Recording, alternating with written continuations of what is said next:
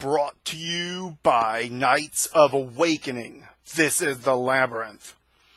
And today, our topic is the Knights of Awakening poll and the position that both the preference for Jedi-related topics and Mystic-related topics or Mysticism-related topics have taken in that poll.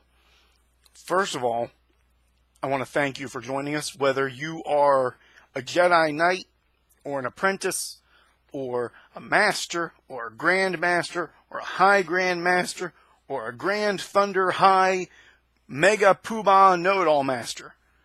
Or if you're just a wizard, a Wiccan, a sorcerer, whatever term it is used to describe and define who you are.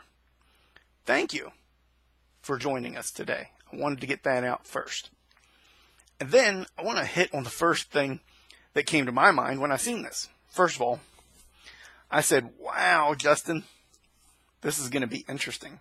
I love it when we get polls up like this that make us think, that make us wonder, that make us question and look at the nature of what it is we want, what it is we see. And a lot of people won't see this as a poll that makes them question what it is they see. But for me, this kind of poll holds a near and dear place in my heart, personally. So, seeing the questions up as they were really kind of hit me, and the reason for that is because I can understand separating mysticism from Jedi, but I can't understand separating Jedi from mysticism. And in a sense, I can't really see them being separate either. The Labyrinth started out as my way of helping the Jedi community work more with the Force and the mystical aspects by using other methods in comparison, but also focusing heavily on the raw energy work that has been the core of the Jedi philosophy since the creation of the movies and since people started imitating them when they realized that some of it really does work. But I'm not very popular right now in the community, I think. Or maybe I am. I don't know. We'll see what people think at the end of this video. I wanted to let you all know that, I love what the ideal stands for, even if I don't take the name anymore, for my own personal reasons, for my own reasons as to how I see the path and how I see where I'm at in terms of even attempting to walk it. But with that, I've always felt that mysticism and Jedi were kind of inseparable on some level.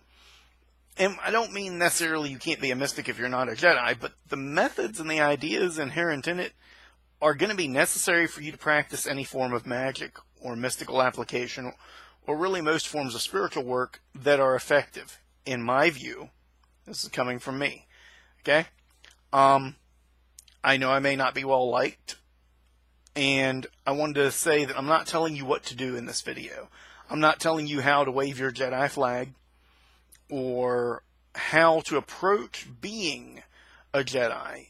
Not in this video. I've done that in the past. And frankly, it may or may not have been in poor taste in retrospect. Because when someone tells you, you should do this, the first thing I do is go, yeah, I'm not going to do that. And I didn't think about it. I was coming at it from a point of view of a very injured heart, as someone who holds all of that so dear to who he was, and in some ways partially who he is. I may not take the name Jedi anymore. I've joked about taking the name Jedi substitute a couple times.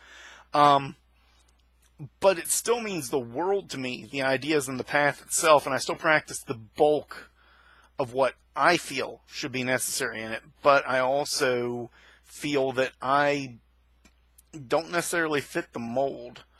Not as I see it. Not as I see as what I would need to be right now.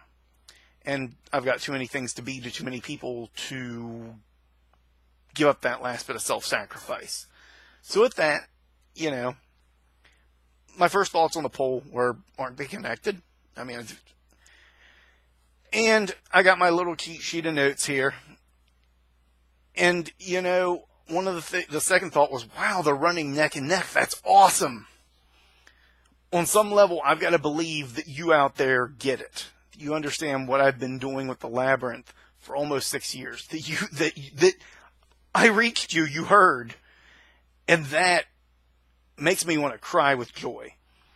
It has been my battle cry to wake people up to the idea of how mysticism works, the nature of raw energy, the effort that goes into it, what it means when someone really makes a talisman, what it means when they conjure something, how that interplays with the force or source or flow or whatever you want to call it. And there are days I wonder if in my effort to reach anyone, I have not reached anyone at all. In seeing that poll, seeing them run neck and neck and trade that top spot up, I gotta believe that I reached some people. I gotta believe that you are out there listening, you've heard what I've had to say, and that the underlying messages are getting through. And that heartens me to continue. So with that, why do I say, they're so intricately tied? Well, let's go with, for the Jedi first, being a mystic. A lot of people don't want to pull from the fiction at all. And I get that, because the fiction is a constantly being rewritten, reinterpreted thing. And when I was a Jedi Knight, I pulled from the first 3 movies that were released, and very sparingly from the expanded fiction where I could. You could even say that I kind of cut my pulling from the fiction off at High Jedi, because after that it became very cliche anime-like, maybe, in a way that was less functional than even things like Dragon Ball Z or Bleach. And that's a really scary thought. Luke Skywalker becomes a god and all these other things for all intents and purposes. But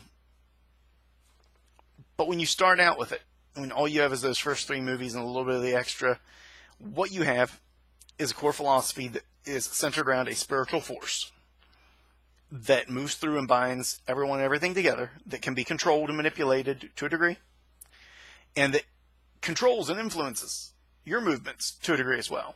And it's never spelled out how much the will of the Force moves things and how much that is simply in line with your will. It starts out with the concept that there's no dark side and light side. Well, it doesn't really get rid of the dark side. There is a Force, and then there's a dark side. And the implication to that is that all natural things are the Force, all things in motion and manipulated, and the dark side is a twisting. The dark side is when you yourself have become so corrupt that you are now corrupting the Force through anger and hatred and fear. These philosophies exist in almost every form of modern spiritualism, metaphysics, you name it. And in that, on some level, my view, okay, before someone jumps up, how dare you tell us, how dare you, what it means to be a Jedi. How dare I? In that, these core concepts then, in my view, define what it means to be a Jedi partially. Jedi also carry laser chainsaws, and I remind everyone it's a laser chainsaw because a laser sword, a sword, when you drop it, okay, it doesn't cut. A chainsaw, when you drop it, it keeps on cutting. Especially if it, has an auto on switch or a flip switch to keep it on, which is what a lightsaber is. It's a laser chainsaw. You drop it, it keeps cutting. It's a laser torch, actually. But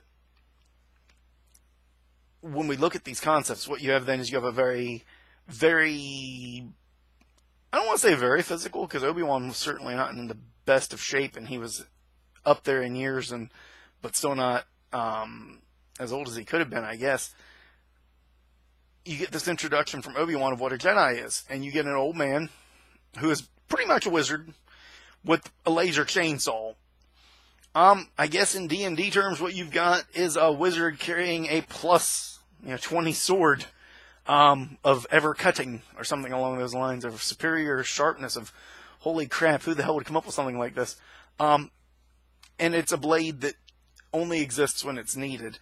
And I would really, really love to get into some of the symbology of Star Wars and how it impacts my view of what it means to be a Jedi. And after this episode, if people like it and they want me to continue to talk about this some, I may hopscotch around maybe once or twice a week or once or twice a month, hit on my view of a Jedi again, give you some thoughts as to what I felt a Jedi should be, or what I feel a Jedi should be, even if I'm not an active practicing one, even if I am a sorcerer or a wizard or just a stand-in for what that is whenever people need me to be.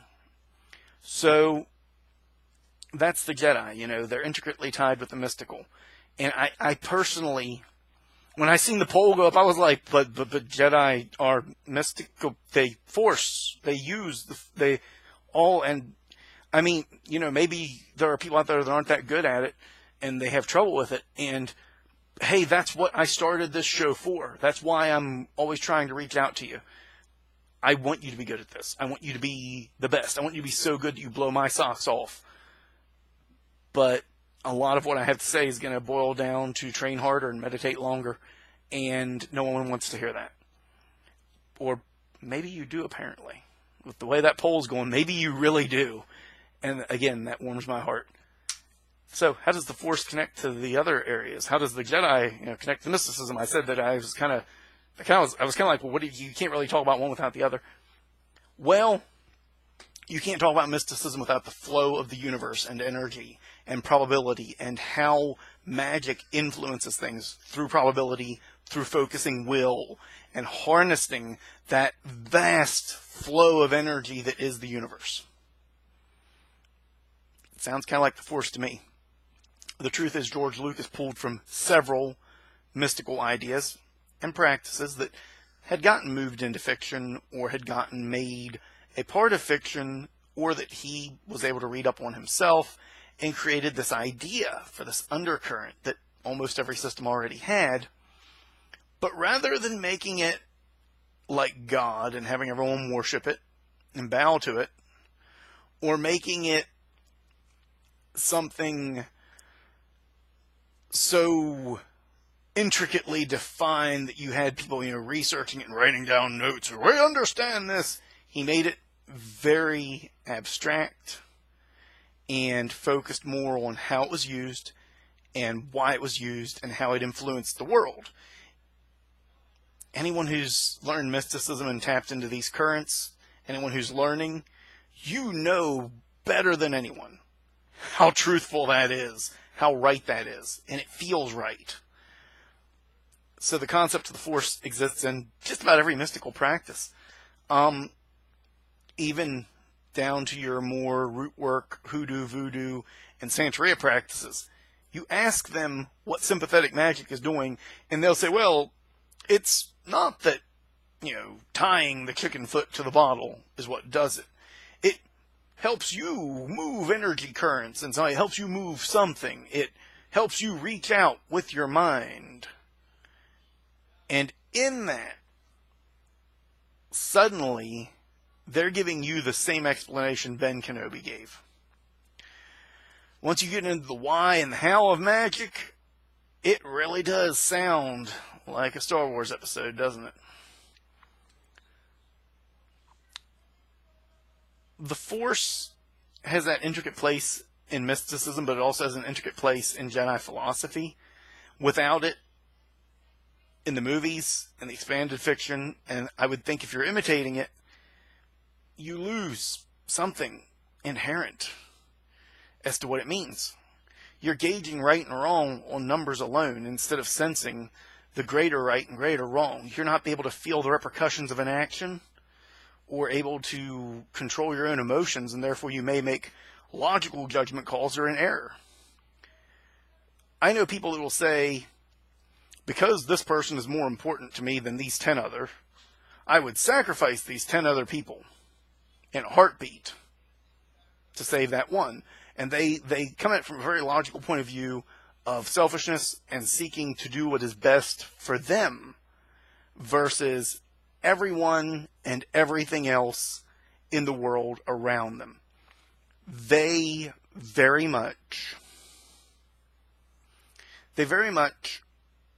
focus on this with the hope almost, and seek out reasons to some degree to prove it, because they've not reached a state of inner peace that is suggested within the movies. Okay, I've come to a point where I love the old Jedi Code as a mantra, and I hate the way the community has jumped on it to use as a scapegoat for avoiding using anything else from the fiction, because one or two rogue Jedi had problems with it and then became giant a-holes who decided to cause problems because they said they were coming at it from a logical point of view when they weren't. They were using logic to support emotional states, which is what we all do.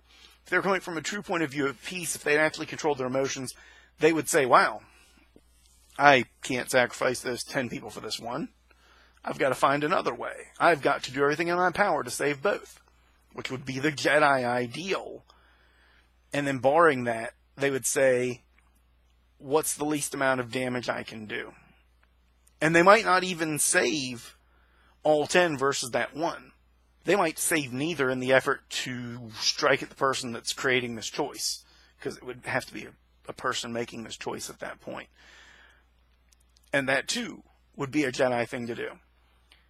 When we take the Force out of it, when we take mysticism out of Jedi philosophy, what we have are a bunch of people that want to do good but don't have a spiritual connection, and then they have to supplant it with other things. And I think it does well on its own, to be really honest.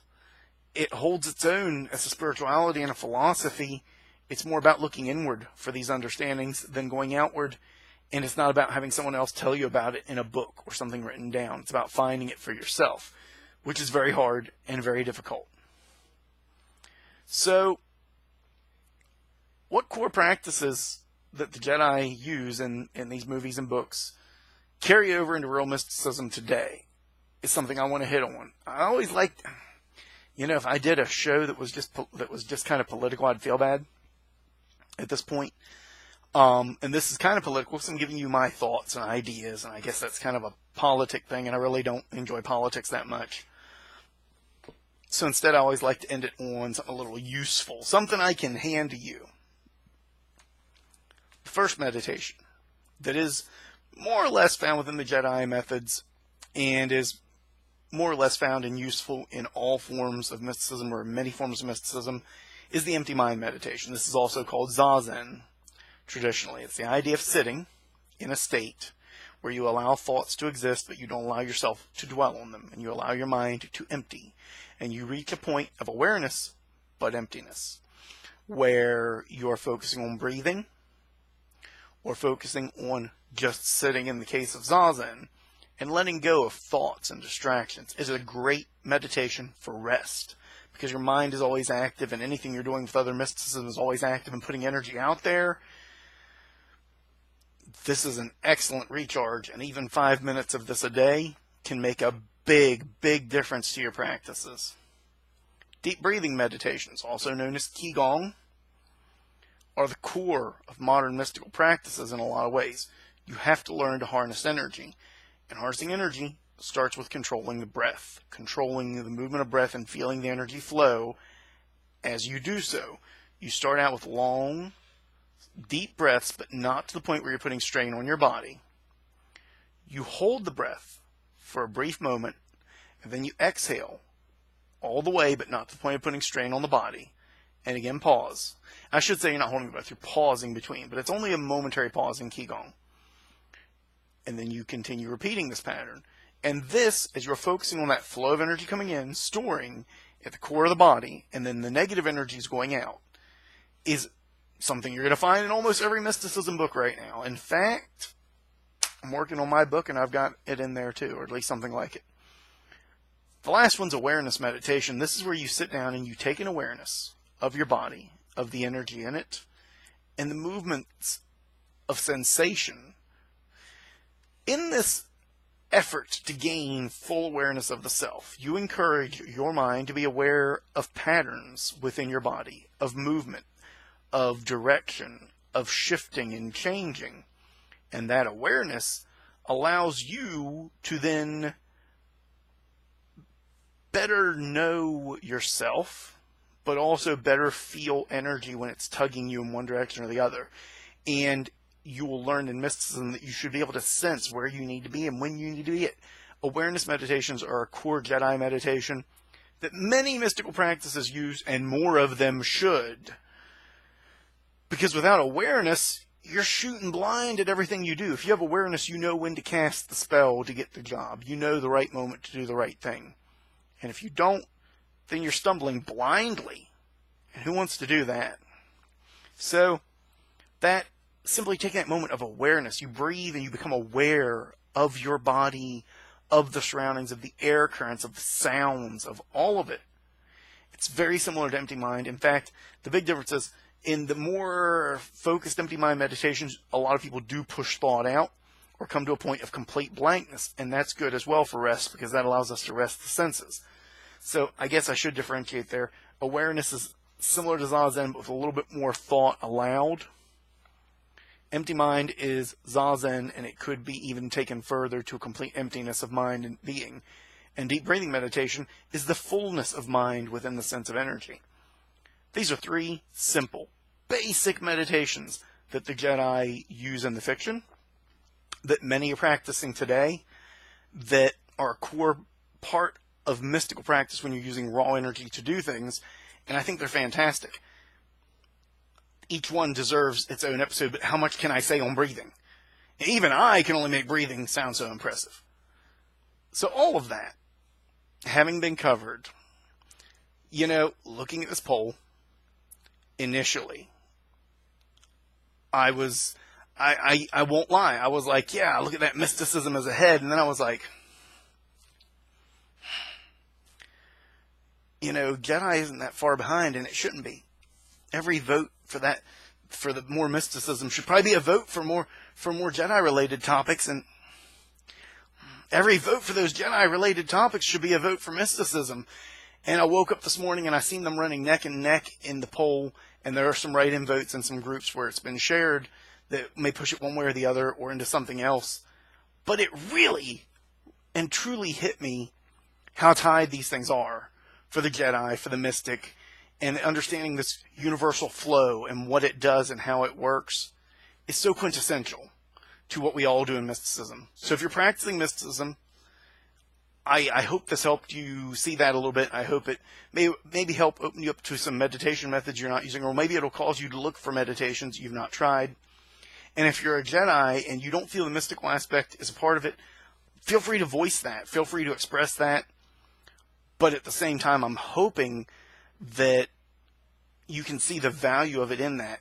And I really, truly believe that you've heard me. I've always said, give me some feedback to prove that you're listening out there. And by the gods or the force or whatever, you've heard me. You've shown it. We've got a tied poll right now, and it may sway in one direction or another. But for right now, I can look at it and tell you that I'm very proud to see it like that. I'm very happy to, and I'm glad to do these shows, and thankful for you tuning in and giving me your opinions, helping direct me in the next way to help reach you, to help better your training. I just want to say a thank you. As always, awaken the night within.